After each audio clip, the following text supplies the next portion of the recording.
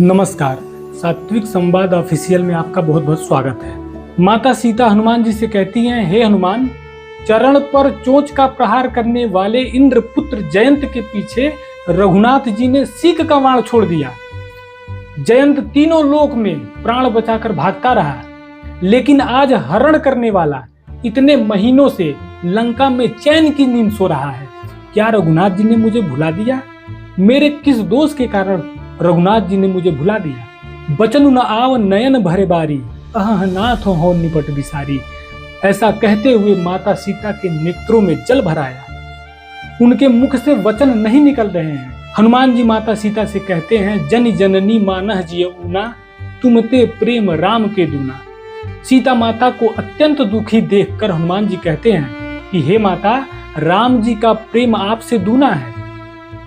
जो रघुवीर होती सुधि पाई, करते नहीं विलंब रघुराई।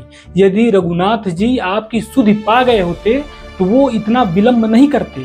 विलंब इसी कारण हुआ है, हरण करने वाला इसी कारण चैन की नींद सो रहा है, क्योंकि रघुनाथ जी को आपकी सुधि नहीं मिली थी। हनुमान जी माता जानकी से कहते हैं कि हे माता, रघुनाथ जी ने जो बाण जयंत के पीछे छोड़ा था वो सीक का बाण था।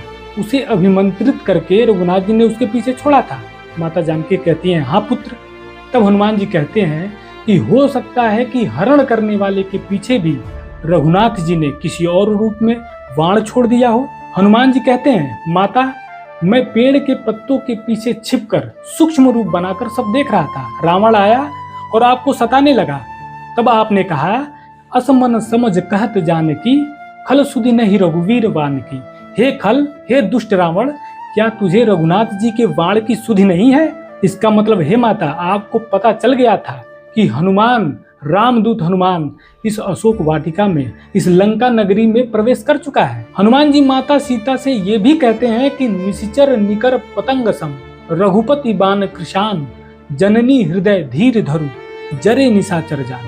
हे माता, ये निशाचरों का समूह पतंगों की भांति है और रघुनाथ जी का बाण अग्नि है। आप तो निशाचरों को जला ही समझिए। इसका मतलब क्या हुआ?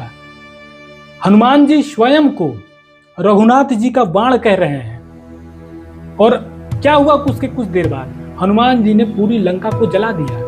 और वही बात हनुमान जी कह रहे थे। और जब 400 कोस के समुद्र को पार करने के लिए हनुमान जी उस पार से चलते हैं तो गोस्वामी तुलसीदास जी ने लिखा है, जिम यमोघ रघुपति करबाना, यही भांति चले हनुमाना।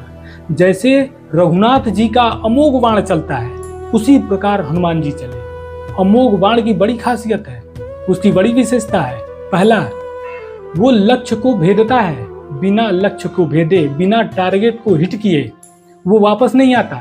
राम जी का बाण अमोघ है और इसी कारण हनुमान नामक बाण जब वहां से चला तभी ये सिद्ध हो गया था कि वो बाण, वो हनुमान जी माता सीता की सुध लिए बगैर वापस नहीं आएंगे। और दूसरा, उसकी गति बहुत ही तीव्र होती है, इतनी तेज कि देख पाना लगभग कठिन हो जाता है। और इसीलिए जब हनुमान जी चले, जहि गिरि चरण देई हनुमंता, चले सुगा पाताल तुरंता। महेंद्र गिरी पर्वत पाताल में धंस गया।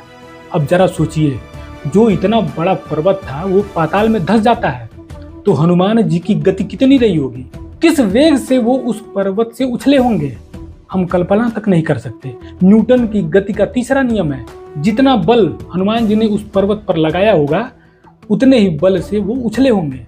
जिस वानर दल के प्रमुख अंगद जी थे, जब वो दल माता सीता की खोज में निकल रहा था, उसी समय राम जी हनुमान जी को बुलाते हैं और क्या करते हैं, अपनी दिव्य मुद्रिका हनुमान जी को सौंप देते हैं।